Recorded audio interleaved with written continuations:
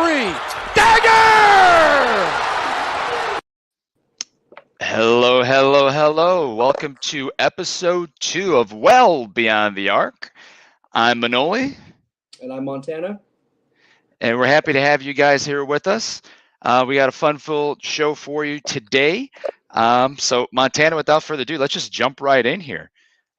We talked about last week, we talked about a couple of teams, primarily your Lakers and my Bulls, whether or not we think they're pretenders or contenders. But there's a couple of teams around the league that maybe haven't got the notoriety or the pub that they probably should be getting. And they've been streaking pretty well lately. So let's start with the Phoenix Suns. Phoenix Suns 62-15 entering play today. The top record, best record in the NBA. Phoenix has tied a franchise record. I think they've hit that 2 different times in 2 different seasons before. This one was 62 wins. They're going for their franchise record 63rd win as we're recording today. A lot of talk about the Warriors. Lakers have been talked about at length. A lot of different tight races in the East and in the West, but I don't think the Suns are getting talked about enough. Montana, what say you? Are the Suns for real, and should we be paying closer attention to them? For the West, yes. For the West, absolutely. I think that the Suns have proven that they're the best team in the West by far. Their record shows that too. Yes, the Warriors are right there, but they're not that close when we look at that record. They're close. They're the second. They're up there. The Grizzlies, they're all up there, but the Suns have shown that they're the dominant team in the West this season. Last season, obviously, they made it to the finals, and I won't be on this too long, but had Anthony Davis stayed healthy, I don't think that Suns team would have made it past the Lakers. This year, though, I think that they've kind of solidified certain things and kind of filled in certain holes they might have had last season, and so I think that they are the real deal. Come playoff time, will be interesting to see how that journey goes. I think a couple of the teams that they beat last season in the playoffs have also improved, and we also have some new faces in here too. So I think it'll be an interesting playoff experience for them. I do see them being pretty dominant in the playoffs, but I think they're a contender. I really do. When we look at the West, I definitely think the Suns are the team that's up there. I think there's a couple other teams that are somewhat close, but as of now, that Suns team is that best team in the West, and I think they're starting to pull away a little bit, just because they're proving that they can beat the best teams night in and night out, and they can come back and beat teams like the next few days with ease. So they're beating the best teams, and they're coming back and beating more teams. So their record is impressive. For the history of the game, I hope they get that franchise record. I have no issues with the Suns. I've never had an issue with the Suns. They're a fun team to watch. Devin Booker is amazing, and I'm glad he's finally surrounded by a team that can help him win. So, I think they're a contender for sure. Yeah, I'm gonna throw some numbers at you here. So we mentioned the 62-15 record. Granted, they don't hand out regular season trophies like they do in hockey for the President's Trophy for having the best record in the NBA. But they're well ahead of everybody else as far as regular season record. They are first in the NBA in scoring, first in points per game as a team, first in field goal percentage as a team. They have the point guard who is leading the league in assists at 10.7 per game in CP3. You got Devin Booker, who's been steady, 26.6 points per game, another all-star campaign. So those are just some of the numbers that stand out. But I'll tell you why I think the Suns are also a contender as well. They're a versatile team. The biggest thing for them is going to be their health. And when I say their health, I mean Chris Paul's health. Chris Paul went out with an injury. Unfortunately, injury bug, we talked about it last week. It hit him again. He's back now, thankfully, in time for the playoffs. But I think this team will go as far as Chris Paul leads them. Without Chris Paul, just watching a few games that the Suns have played, over the course of the season without him, at times they look lost. It forces Devin Booker to play that point, expend a lot more energy. They lose that floor general. They lose an all-NBA defender when Chris Paul's out. So he really gets them organized. He really has the respect of his team and his opponents to be able to run the show there in Phoenix. In addition to that, they got the very athletic big man in DeAndre Ayton, who's coming up. He's going to be a free agent this year, so it's going to be interesting to see what Phoenix does after this season. But as for this year, he's a defensive force in the middle. He can get you 17 and 10 every night, block a couple of shots. He's developed a little bit of a mid-range jumper. I think I've even seen him shoot from the outside, shoot some threes. But then again, who in the NBA these days isn't shooting threes? That's true. So you got a versatile big man in the middle. Play that pick and pop game with Chris Paul, which Chris Paul has made a living off that over his career.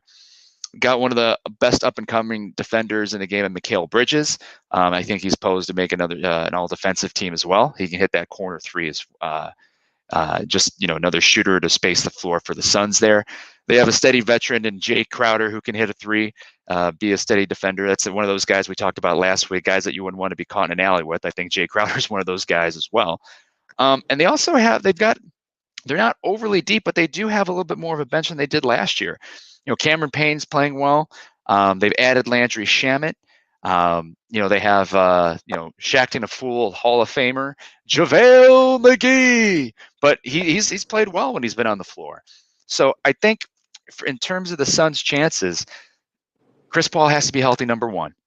They got to utilize their depth, and they got to knock down shots. I mean, being first in the league in field goal percentage during the regular season is nice, but those shots need to continue to fall during the playoffs. So I think the Suns have a good chance. They're going to be tested in the playoffs. The Warriors aren't going anywhere. You have a number of other teams that, they can cause some matchup problems with them, but, other teams have to match up with the Suns as well. So it's going to be really interesting to see going forward. Before we get to the next topic, let's talk a little bit more about CP3.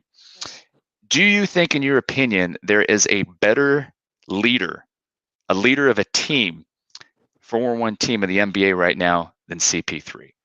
No, I don't. I really don't think there is. We saw him take OKC and turn them into a team that made the playoffs. In his short little stint there, we saw him lead a team of really young players, talented, absolutely, but very young players. He led them to the playoffs, and they went head-to-head against Houston and didn't do too bad. I mean, they were in there against a pretty well-made Houston team. That Houston team was, stacked. Obviously, Houston always chokes, and now they're not even anywhere close to making the playoffs, so we won't even have to worry about them choking this time. But I do truly think that CP3 is the best leader, pound for pound. I think he has led every single team he's been on since the beginning. Since the beginning, when he was a rookie, he was already a huge factor in his team's success. That team was incredible. And then each team he's been on since, he's been that leading voice. And I think the Suns teams, especially, he's been a huge, huge locker room presence for them. But going back to that Shaqtin' a Fool legend, JaVale McGee, I really think he's also another huge leader for that team. I think having those, JaVale McGee has several championships now. Obviously, he didn't really, he played, but his time on the floor was probably not what won the championship for the teams he played for. He has championship experience, and he also just has league experience. So CP3, by far the best leader, and then obviously put JaVale McGee up there, even just maybe not like as the best in the NBA, but at least for that Suns team, I think McGee and CP3 have been two of the biggest voices in that locker room. Yeah. The things you would not have thought to say even a couple seasons ago. JaVale McGee, locker room leader. Well, one thing he can hold up on CP3, he's got the rings. Yeah. And CP3 is still chasing that first one. We'll see if he'll get that one this year with the Suns. I hope he does. I really want him to get that one last season. I'm glad that Giannis got one because Giannis is amazing. Giannis is so fun to watch. I love watching his game. I don't like when he plays my Lakers because he always cooks them, but I do like watching him play every other team in the NBA. But I really wanted CP3 to get that ring, and I'm really pulling him to get one this year or just before he retires. Obviously, he's a legend regardless, but that ring just makes that look even better. Okay. Well, heading on to another one of the hottest teams in the NBA right now, and that's the Boston Celtics. Earlier in the year, through 40 games, the Celtics had a record of 19-21, and it looked like they were going to be struggling under first-year coach Ime Udoka. But since then, since January 10th, they've had a record of 30 wins against 9 losses, and they are up in the top 4 of the Eastern Conference, battling for that number 1 seed with Miami, with Philly. So what do you think of the Boston Celtics, Montana? Is this a team that's just hot, or is this team someone that could make some noise in the playoffs? I think this is a team that's hot, and then they're going to be. This is a decently hot take, but I think they're going to be a first round exit. I think, and that's an extremely hot Okay. take with how well they're doing. Obviously, they're sitting second right now, right behind the Heat. One game behind the Heat and one game in front of the Bucks. So they're not super comfortably in that second place, but they're in it. I mean, we're gonna see them in the playoffs, and we wouldn't have known beginning of the season. They did not look like a team that we were going to see. I mean, maybe playing, but I was not confident that we were going to see them, come playoff time. But now they've definitely shown that they can get hot and they can really make something happen. I have no issues with the Celtics, but I do think that they're going to go to the playoffs, coming off of being super hot, and I think they're going to get dropped by whatever team they play in the first round. They're my best case scenario for them is a second round exit, but I think they'll be a first or second round exit. And I'm not just saying that because they're the Lakers' biggest rivals. I don't think that they really do have it in them to really, really, really make a playoff push. We've seen them make it decently far the last few years, and then they just kind of fizzle out towards the end. A super strong team with a lot of history that's super fun to watch and has been fun to watch, but I think that they're hot now, but that's gonna fizzle out come playoff time. I see them really having some trouble against whatever team they play first. Okay, that's a pretty hot take considering we don't know who they're going to play, and the NBA is That's the league true. all about matchups. I will Mm-hmm. give you this though: anybody is fair game in that first round in the East. Mm-hmm. Absolutely. There's a lot of teams up there. I mean, we mentioned Miami, Philly, Boston. Mm-hmm. Um, you know, if any of those teams was a first round exit, especially even the 1-8, not knowing what's going to happen with the play-in game. I mean, the Brooklyn Nets might come out of the play-in game as the 8th seed, be Mm-hmm. stuck playing, either Boston or Miami, and yeah, they very well could be a first round exit. I do think the Celtics are for real. I think they have a good roster these days, especially coming out of the trade deadline. They have a lot of guys that are about 6'7" that can Mm-hmm. shoot, defend, and play a lot of different positions and do a lot of different things on the court. And that's basically today's NBA, right? Jason Tatum has emerged as an MVP candidate. Jaylen Brown, I've always been a fan of. I mean, he's been a guy that, even when he was drafted by the Celtics years ago, and his name was always in trade rumors, told then GM Danny Ainge, hey, I want to be here. I want to be a Celtic for the rest of my career. Mm-hmm. Saying things like that, I'm a fan of those type of guys. Absolutely. Not only that, but his game, athletic, can shoot, defend. Same thing with Jason Tatum. I mean, Jason Tatum obviously is emerging as one of the best players in the NBA. And what they did at the trade deadline, bringing back Daniel Tice, who I thought was a key role player for him over the years before they traded him away last year. Bringing him back, I think, was huge to back up Al Horford, who, isn't getting any younger, but still pretty steady, pretty solid, doesn't need the ball, but, do the dirty work, be able to hit an outside shot, get your boards, play some really tough defense, and really muscle guys out of the paint. And also, I think another move that's been overlooked is getting Derek White from the Spurs, getting another guy that's like 6'5", 6'6", 6'7", have a lot of the same skill set, being able to, another ball handler, being able to shoot, pass, defend, all of that. I think, it's basically going to be a pick your poison with the Celtics going forward. I think they're going to go at least to the second round. It wouldn't surprise me if they make the conference finals. But again, this year in the East playoffs, like we said before, anything is possible. They could be a first round exit, like you said. Maybe your hot take's not so hot, but I think I have them going a little farther. So that's And just my take there. I can see them making it farther, but I think that the problem I have is that we've seen them go far and then fizzle out. And I feel like if they play the Brooklyn Nets, I think they're done. I think they're out. I think that Nets team is going to be all fire that first round. Now I don't have them making the finals, but I do have them being all fire that first round because Kevin Durant does not want to be looked at as a first round exit 8th seed. He's going to be putting up video game numbers. Kyrie Irving will most likely be putting up video game numbers. I think they're really going to give that team, whoever they play, I think is going to be a first round exit. So it really just depends on the seeding.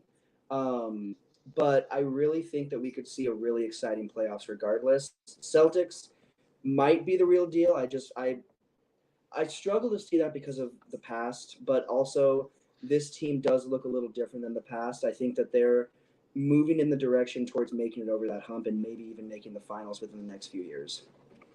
Okay.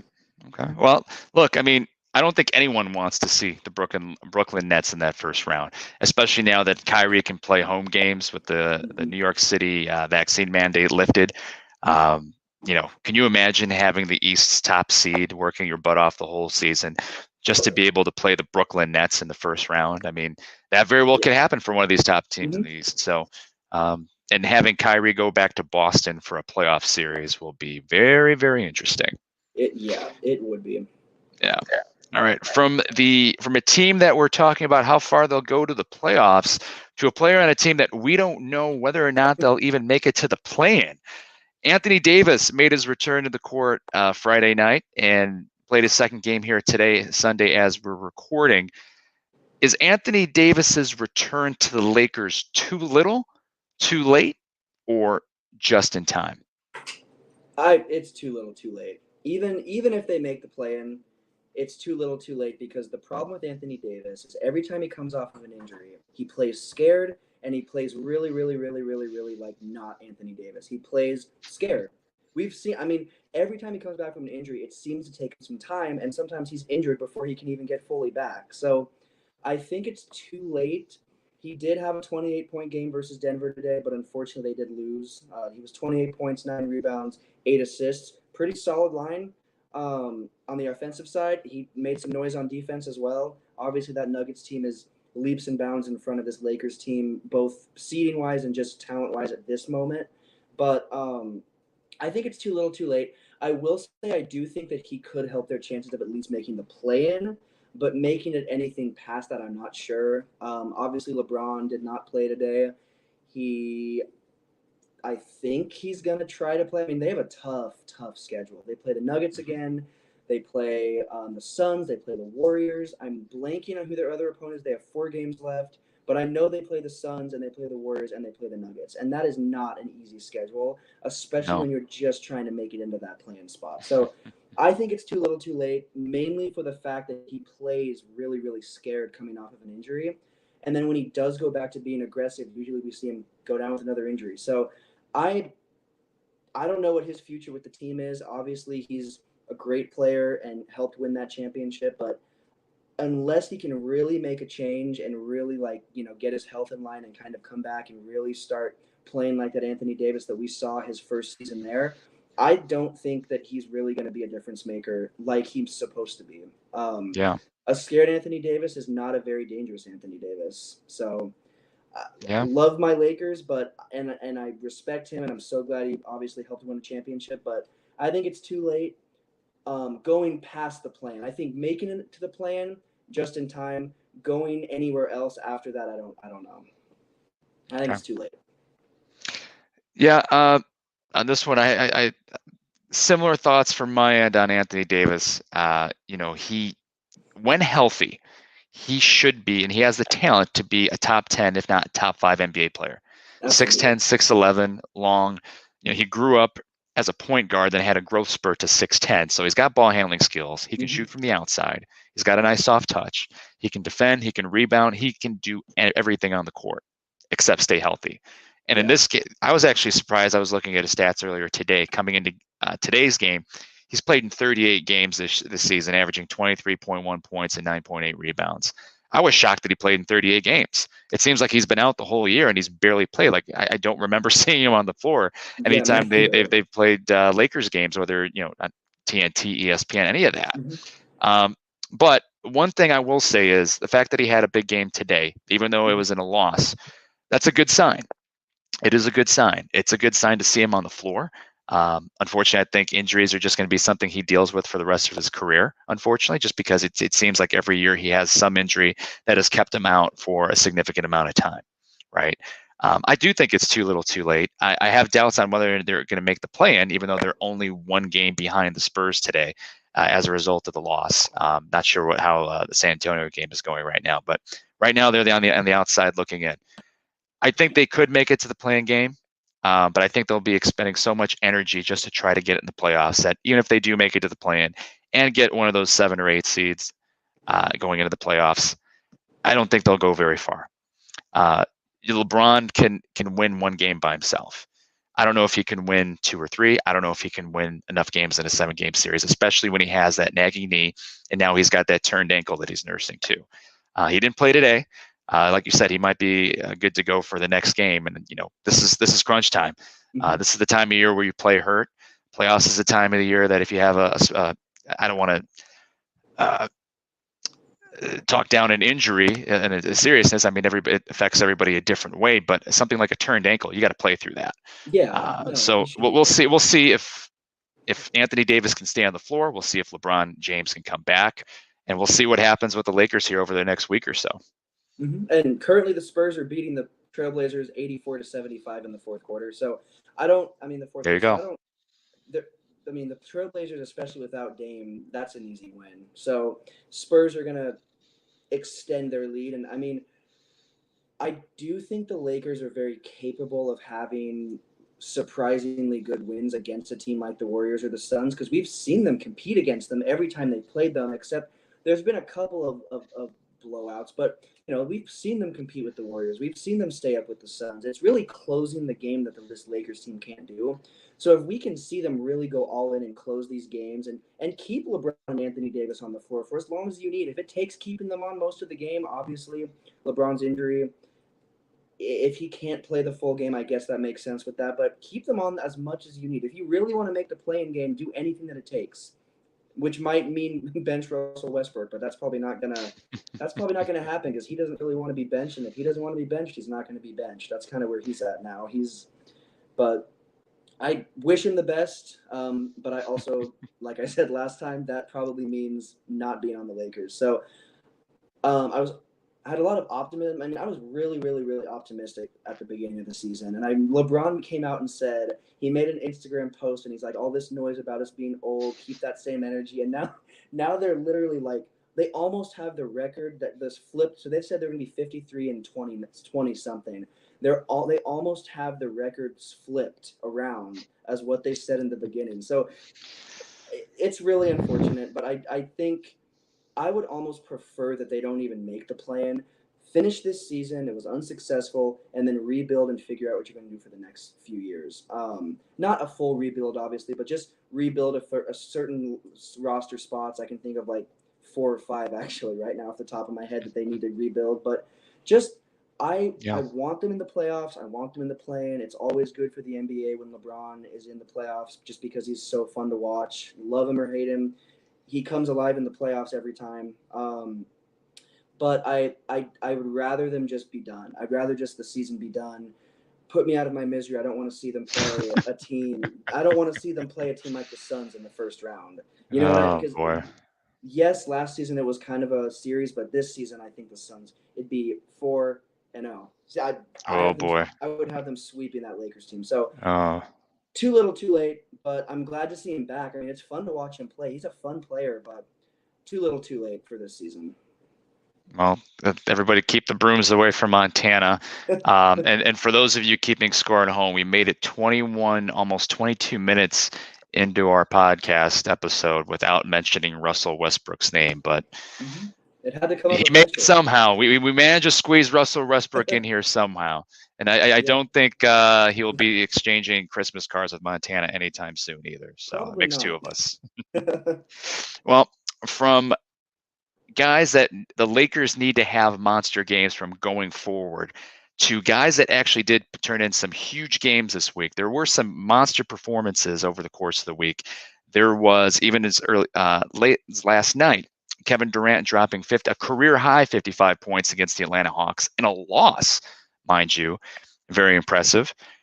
DeMar DeRozan with a 50-point game against the Los Angeles Clippers on Thursday night in an overtime win here in Chicago against the Clippers. DeMar DeRozan had a chance to ice the game, and he missed the 3rd of 3 free throws, which basically sent the Bulls-Clippers game in overtime. But from there, he took over once again. The king of the fourth ended up with 50, like I mentioned. And then a pair of performances from Giannis Antetokounmpo. First on Tuesday night against Philadelphia 76ers. He had 40 points, 14 rebounds, 6 assists, but most importantly, a game-winning block in the final seconds against fellow MVP candidate Joel Embiid that sealed the game for the Milwaukee Bucks. Very impressive statement win there for Milwaukee. And then later on in the week, against another tough opponent, the Brooklyn Nets, all Giannis did was put in 44 points, another 14 rebounds, another 6 assists to beat Kevin Durant and the Brooklyn Nets. Of those 4 performances, we have Durant, DeRozan, and Antetokounmpo times 2. Montana, which of those 4 is most impressive in your opinion? Well, Durant goes out because they lost. Obviously, still had a great performance, but he acts. I mean, he is the best player on most teams he's played on, but I'm not a big KD guy.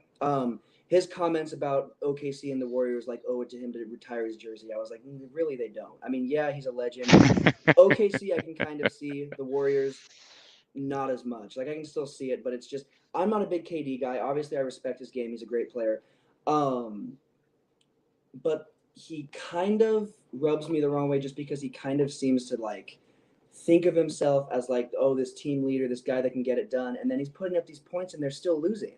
You know, it's not quite as impressive as a DeMar DeRozan who puts a 50-point game and an overtime. I mean, I'm going to give it to DeMar DeRozan because he is so fun to watch. And I think he's been a great player his whole career, but I think Chicago is like the place that's boosting his career up so much. The Spurs, he did fine with the Spurs, but obviously they didn't have a lot of success, and he honestly did not have – he had some okay seasons, but he didn't do any – I mean, it just wasn't anything, super, super head-turning. Giannis, it's so tough because Giannis had 2 performances, and he puts those stats up like it's nothing. I mean, when we talk about video game numbers – Giannis is doing that every single week almost. He is consistent. I am going to give it to DeRozan, not just because I don't like the Clippers, and I'm glad that the Bulls pulled that and beat them, but I am going to give it to DeRozan just because of who he is for that team and his impact, and it shows. I mean, you take his performance away, and it would have been a whole different game. He commands the game.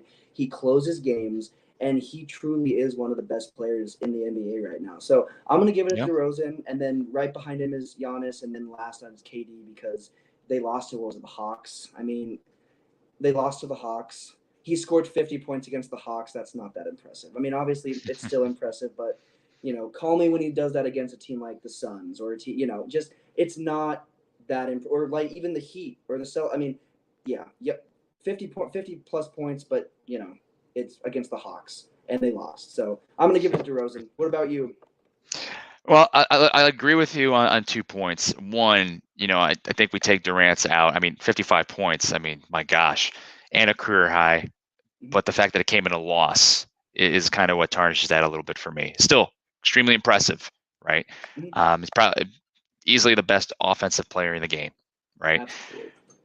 So I agree with you. We take Durant's out, and so we're going between Giannis's 2 games and DeRozan's 50 burger. So let's talk about DeRozan's 50 burger for a little minute. The Bulls have been struggling to get wins right now. For whatever reason, they've just hit a rough patch. Since the All-Star game, they're 7-12, and they've fallen to 6th in the East, and they're only 2 games out of the play-in, which scares the crap out of me, to be quite honest with you. They needed that win. That was probably if the question was which of the monster games I mentioned is the most important one, I would agree. I would say DeRozan by far. Give him all the credit. He came back from missing that free throw that could have won the game. Basically put the Bulls on his shoulders as he has many times this season, led them to a win, and just happened to score 50 points. Super impressive performance. I'm going with Giannis Antetokounmpo because he didn't do it just once this week. He did it twice.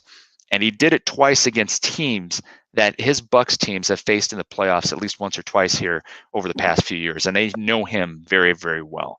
I think Antetokounmpo has evolved a little bit. He's probably one of the better NBA players today that plays to his strengths more and doesn't try to go out of that. Yes, he's trying to add a jump shot. He's trying to work on his shooting. He's trying to be a better 3-point shooter, free throw shooter, and not just be this guy that puts his head down and goes to the basket so defenses can collapse on him. He's done a little bit better work in the post. He has evolved a little bit. But the fact that he's playing against teams that know him very well and have played him in playoff games, in big games, and came up huge, and he's doing it on both ends. He very well could be a player to win the scoring title and be named Defensive Player of the Year. There's other guys that we can make arguments for to win both of those awards, but he's right there in the running for both of those. So, and the fact that he got that game-winning block on Tuesday against Joel Embiid, who, he probably should have dunked it instead of one up and laid it up, but at the same time, Giannis was there. He made a play. Back-to-back 40-point wins against playoff teams on the road. I'm going with Giannis Antetokounmpo for that.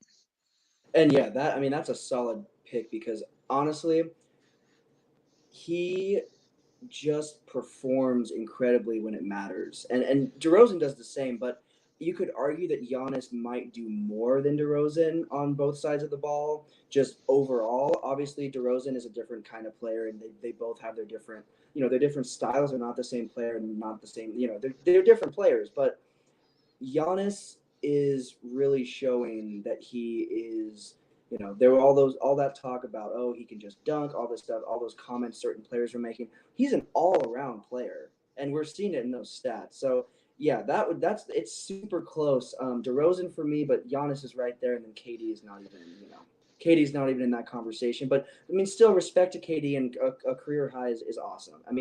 KD can score like it's nothing. So impressive on all fronts. All those performances were great, but definitely for me, and it sounds like for you as well, KD's not really in that conversation just because of the fact that it was a loss. And yeah, I'm still saying because they played the Hawks, which I don't even they're like the 12th or 13th or 11th. They're not even. I don't think they're anywhere close to the play-in. Maybe they're closer than I think.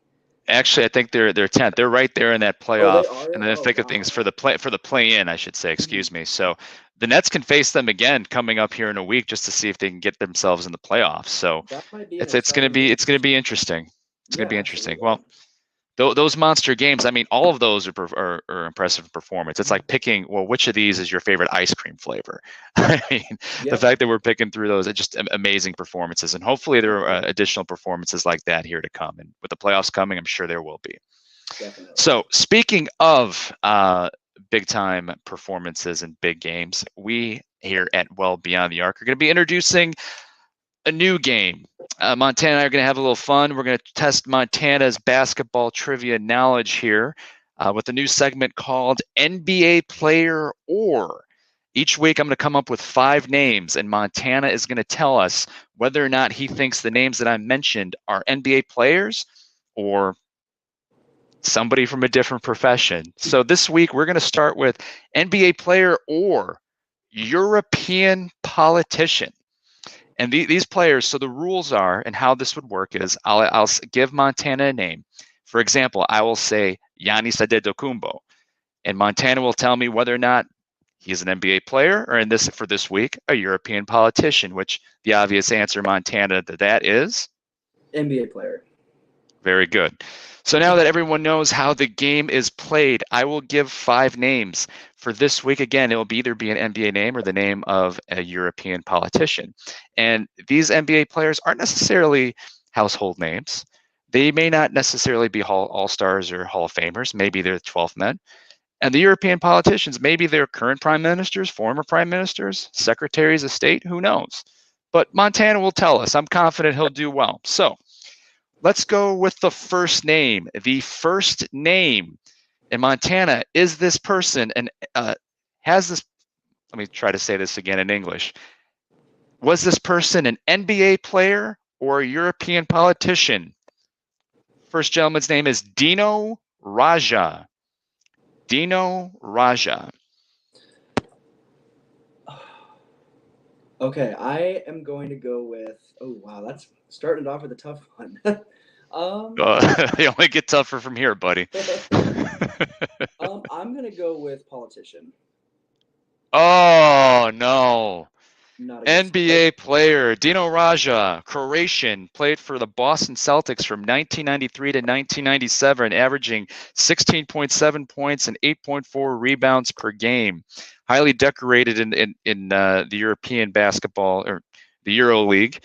Also made it to the Hall of Fame here in the last few years. So, oh boy, well, we're not off to a great start, but hopefully the arrow it's all uphill from here, Montana. Oh, yeah. I hope so. Okay. Second name I will give you. Is this person an NBA player or European politician? The name is Cornell David.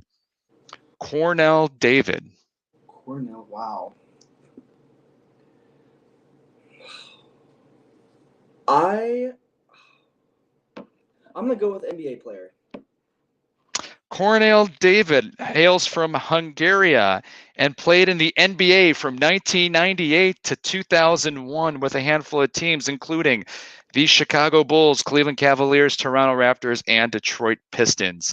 When he came to the NBA for the lockout-shortened 98-99 season, he was hailed as the Hungarian Michael Jordan, only to average about 6 points a game for the Bulls that year. Not quite. All right.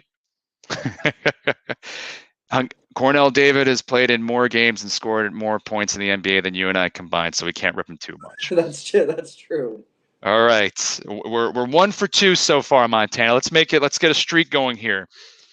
Is this person a former NBA player or European politician? The name is Anton Rope or Anton Ropp. Not sure if I'm pronouncing that right.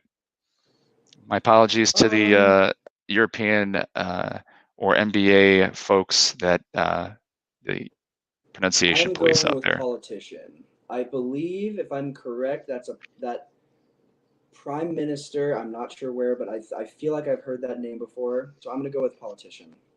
All right, Anton Rope, former prime minister of Slovenia from 2002 to 2004. Very good, sir. We are 2 for 3. Very impressive here. These are not easy names. I don't know. Yeah, all right. That was a tough one. These are good though. I'm starting that streak. I'm getting that streak going. I want to keep this up. All right. We have our 4th of 5th guys here. So NBA player or European politician, Pedro Sanchez. Pedro Sanchez, NBA player or European politician? Pedro Sanchez. Wow. This might be the toughest one. I'm going to trust my gut on this one and go with another politician. Okay, you sure? Yeah, I'm going with politician. I feel confident. Okay. It's a total shot in the dark, but I feel like it's a politician. Well, total shot in the dark is how we play this game. So, Pedro Sanchez is the current prime minister of the country of Spain. So you're doing pretty well, Montana. I thought I was going to stump you here a couple of times. You're 3 out of 4 correct. Got to say, I'm impressed. Okay. Our 5th and final name, NBA player or European politician, Uwe Blab. Uwe Blab. And I might be mispronouncing that too. I am going to go with NBA player. Are we sure about that? As sure as I can be. Okay.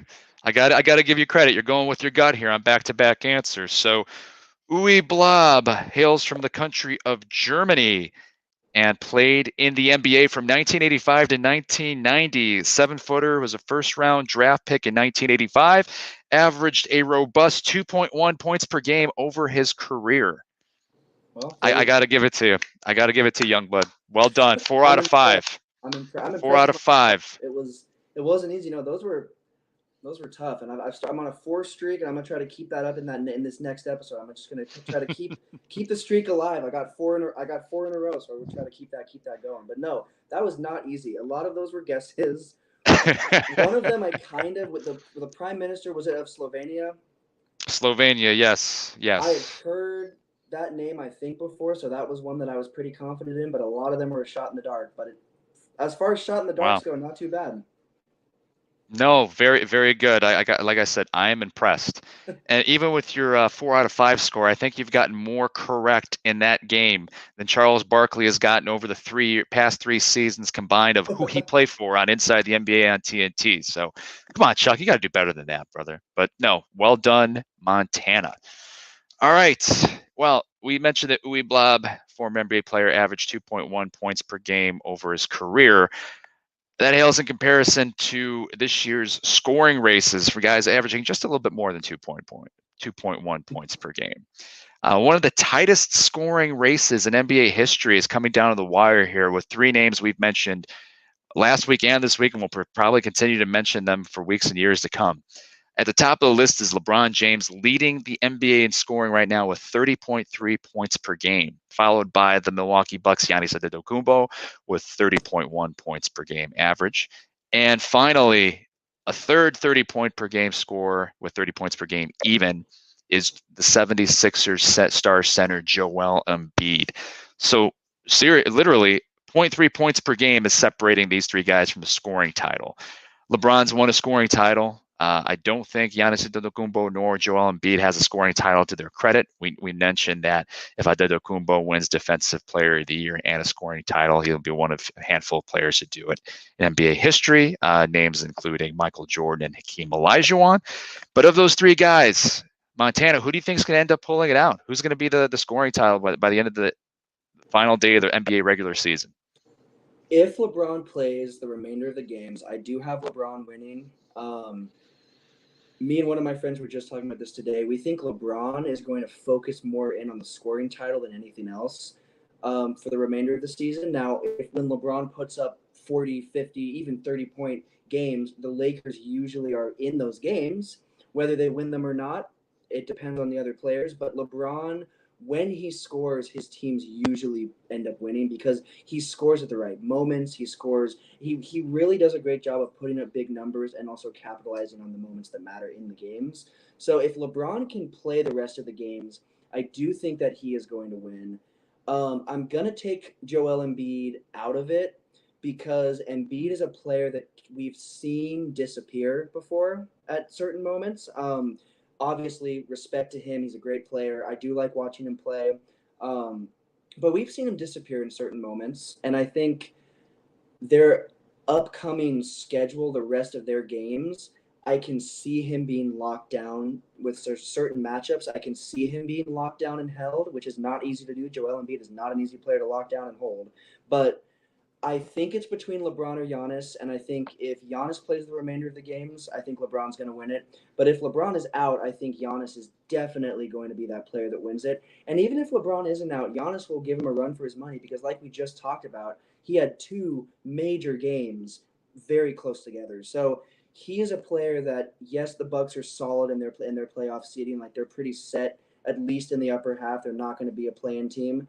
So like not as much urgency to win games, but Giannis very well could focus in on scoring and that scoring title as well, since his team is in such a good spot. So we're looking at 2 different players in the spectrum. LeBron, lower end, playing for that scoring title because his team is, the Lakers are the Lakers. Giannis on the other end, they're so set in their seeding that I feel like he could kind of really focus in on scoring to try to get that.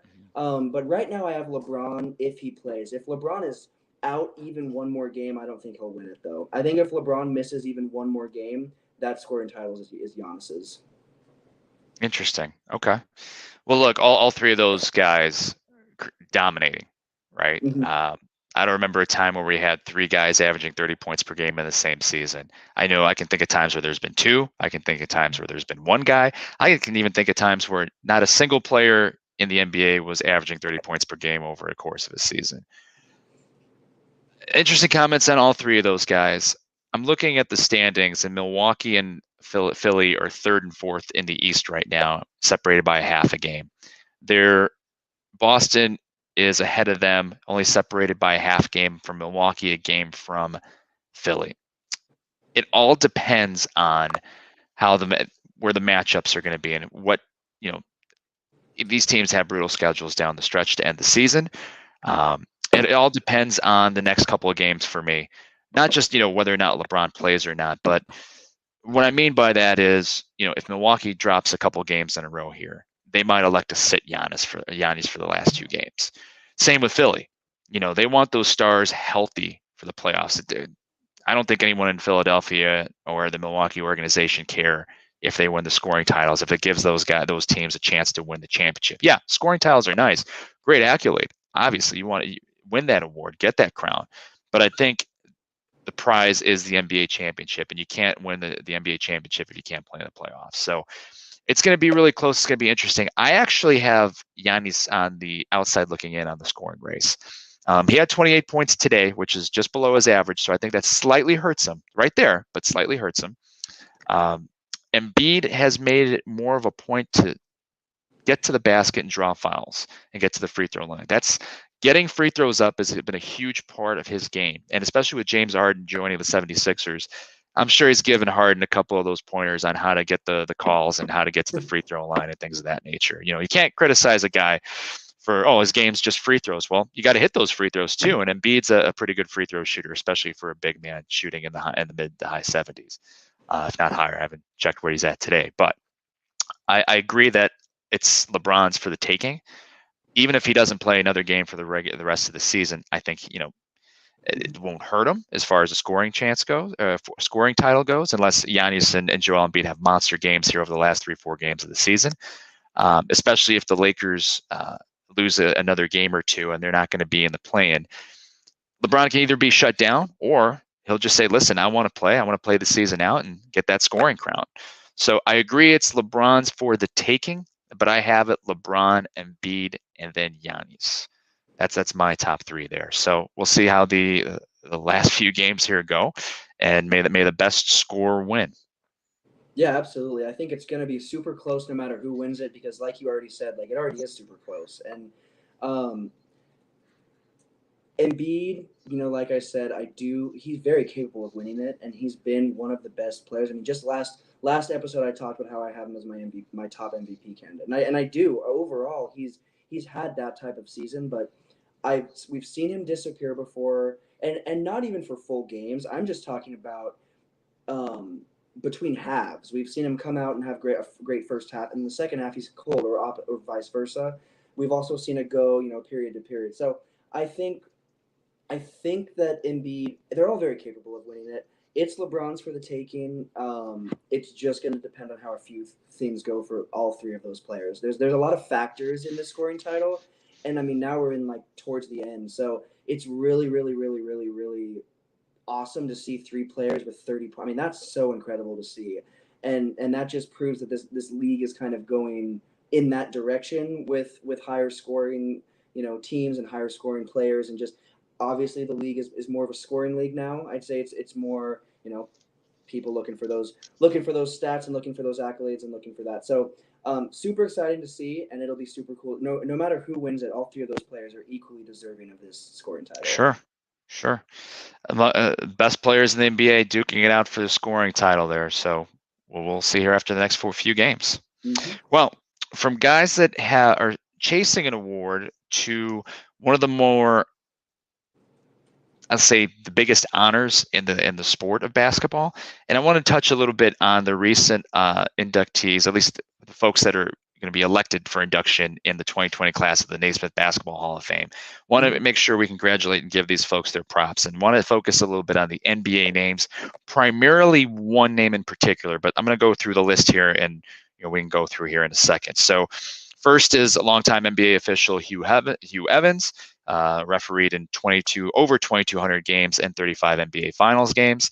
As a Bulls fan growing up in the Jordan and Pippen years of the 90s, Hugh Evans was probably a referee for many of those games. Insert your jokes here. We have Dell Harris, a longtime NBA coach, NBA head coach, and assistant coach. Over 50 years of coaching experience combined with the college ranks, NBA, and international game. He took the Houston Rockets to the 1981 NBA Finals, where they fell to Larry Bird and the Boston Celtics. That's Bird's first championship there. Harris coached the Houston Rockets, Milwaukee Bucks, and the Los Angeles Lakers as a head man. Took all three of those teams, to NBA playoffs multiple times. Also, longtime NBA coach George Karl finally got inducted. I didn't know he wasn't already in the NBA Hall of Fame, so that's a surprise to me. He is sixth all-time in NBA career coaching wins with 1,175 wins in 27 seasons coaching. He's coached for the Cleveland Cavaliers, Golden State Warriors, probably most known for the Seattle Supersonics, Milwaukee Bucks, Denver Nuggets, and finally he's coached a couple seasons in Sacramento. Then we have Lou Hudson, who was a six-time NBA All-Star with the Atlanta Hawks, mostly played in the league from 1966 to 1979, averaged 20.2 points per game over 13 seasons. Congratulations, Lou Hudson. Another name that most folks may recognize, Tim Hardaway, finally getting into the NBA Hall of Fame. Tim Hardaway is a five-time NBA All-Star, most notably with the Golden State Warriors, part of the run TMC teams of the two seasons. I believe it was 1989-90 and 1990-91 alongside Mitch Richmond and Chris Mullin. Also played with Alonzo Mourning in those early dominant, but not NBA champion Miami Heat in the mid to late 90s there. So five-time All-Star, 2000 Olympic gold medalist with the U.S. men's basketball team in Sydney, 15,000 points, 7,000 plus assists for his career, which is 18th all time. And the name I want to touch on a little bit is Manu Ginobili. He's the headliner of this year's class. He is, I actually wrote a blog on the top international players or foreign-born players, in my opinion, to play in the NBA, and he made number 6 on my list. But Manu Ginobili, in my opinion, very deserving of this Hall of Fame election here. He has won 4 NBA titles with the San Antonio Spurs. It's the only NBA team he has played for. 2007, 2008 Sixth Man of the Year, 2-time Olympic medalist, including the 2004 gold medal in Athens with the Argentinian men's national team. And he once caught a bat out of midair in the AT&T Center when it was flying around when they were trying to catch it. He bare hand just snagged it out of the air. I think that's what I'm going to remember him for the most. But more so with Manu Ginobili. Montana, in your opinion, does Ginobili deserve to be a Hall of Famer? Absolutely. His impact on that Spurs team is very noticeable. Whether or not he was putting up huge numbers with the Spurs the whole time, his impact on that team shows even when his stats weren't exactly there. I think he was a huge, huge leader in that locker room, and I think he also was a huge leader on the court as well. I have a lot of good memories of watching him play. He really seemed to come alive in the playoffs as well. He was a really good playoff player. I think we see these players that disappear in the playoffs. I can think of quite a few off the top of my head. And if anything, Ginobili came alive in the playoffs. So Ginobili was a player that helped you win that championship. And I'm going to say right now, I don't see the Spurs having that dynasty and winning all those championships without Ginobili. And that goes beyond impact with stats and on the court. Like, just overall, I think Ginobili kind of kept that team together and was a huge part of that dynasty. So, yeah, as 100%, no question, I think Ginobili absolutely belongs in the Hall. And we've seen players that have achieved way less make it there. So sometimes the Hall of Fame is an interesting selection. Obviously, every single player that made the NBA has made it, and they're incredible. No matter how many points, rebounds, everything. You've made it once you make the NBA, regardless of how long your career lasts. But we've seen some of these players make it to the Hall that there's been some head scratchers. So Ginobili, in my opinion, 100% belongs in the Hall. He shattered a lot of people's dreams with that Spurs team come playoff time. I mean, they ruined a lot of people's basketball years come playoff time. So 100%, I think he belongs there.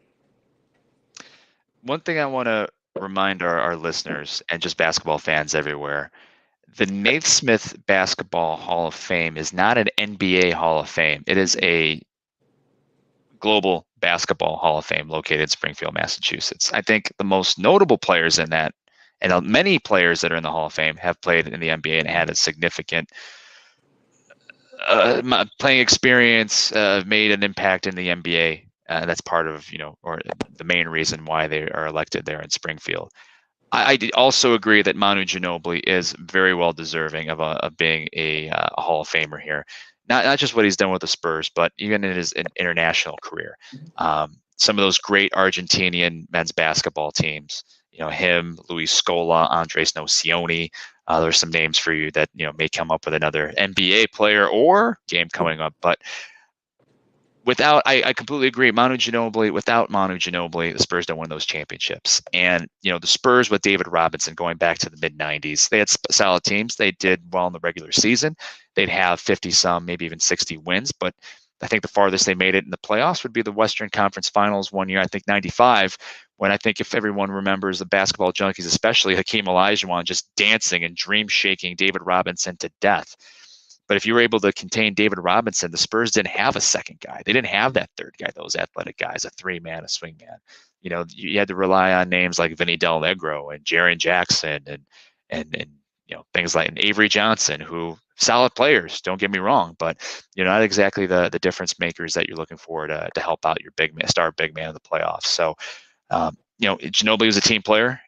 He could either start for you, came off the bench, mentioned that he was a sixth man of the year award. Dude played with reckless abandon. He'd take charges. He, played like he was on fire sometimes. Was able to defend the opposition's best player. Had an outside shot. Do a bunch of different things for you on the court. Same go for Tony Parker as well. As far as the Spurs not winning a championship without those guys, but Manu Ginobili, a Spurs fan favorite, rightfully so. Congrats to him and the rest of the inductees, the 2022 class of the Naismith Basketball Hall of Fame. Absolutely, everyone, all well deserving. Everyone that's been inducted, it's cool to see, and it is also cool to see coaches, officials, and beyond just the NBA. It's cool to see this Basketball Hall of Fame stretch beyond just the NBA. Obviously, when you think of the Hall of Fame, usually you'll think of those NBA players or those really well-known NBA coaches. But overall, that Basketball Hall of Fame is full of so much talent and so much history, and it's just an incredible, incredible place for basketball lovers. Absolutely, couldn't say it more. One stat I wanted to throw out regarding Manu Ginobili that I didn't know. He is one of two players in the history of basketball to win a EuroLeague title, an Olympic gold medal, and an NBA championship.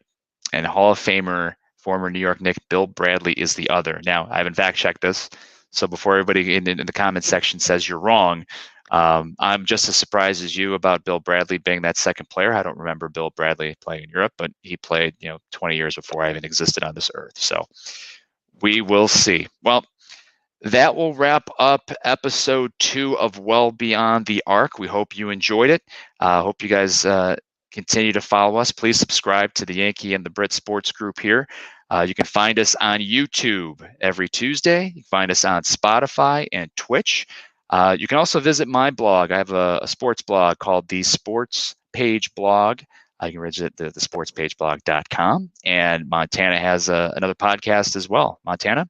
I do. It is at the Connor and Heffernan Show. You can find us on Spotify and Amazon Music, and then Podbean, one of the smaller podcasting platforms. And then we're still pending with that Apple certification. We're trying to get in so we can get on Apple as well. And then I also have a YouTube channel, and I just posted my first video in about a year today. It was my top 5 March Madness upsets of all time. So getting Very back nice. to the YouTube scene. So I'm excited to go. And you can find me on YouTube on my personal channel at Sports Scoops.